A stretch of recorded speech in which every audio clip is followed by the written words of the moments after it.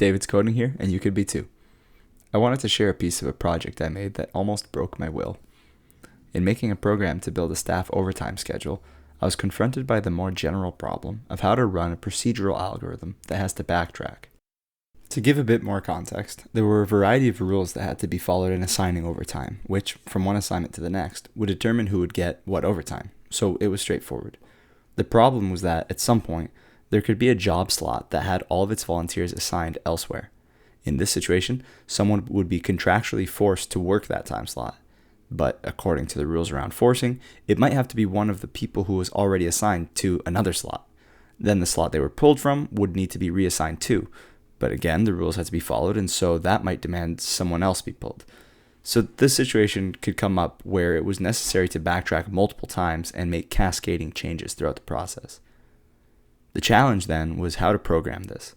It's easy enough to make a program that makes a certain number of decisions based on some criteria, but how do you do that when you don't know how many decisions will need to be made, or when you might have to backtrack and change the decision being made somewhere?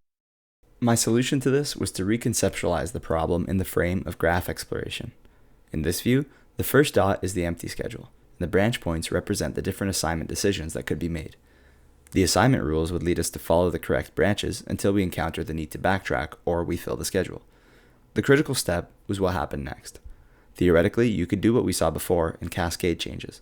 In the graph perspective, this would be like backtracking to a previous step and then exploring a different path. But there's the rub.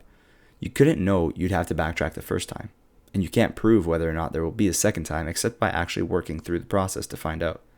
And what if there's a third, fourth, or fifth time? In addition to the unknowability of whether or not you'd have to backtrack again, I was seeing some serious challenges in the nuts and bolts of how to code that, because you'd have to track every step made in memory and undo all the changes made along the way of the branches over which you're backtracking as well. And we still didn't address the challenge of how to program a process when you don't know how many steps it will take. In the graph framework, we can think about how to solve the problem and backtracking differently. Instead of creating a smart function that could undo its work, I just needed to create a dumb function that could follow the right path given the right starting conditions. With that in mind, the uncertainty as to the number of steps is addressed by making the function recursive. A recursive function is a function that calls on itself.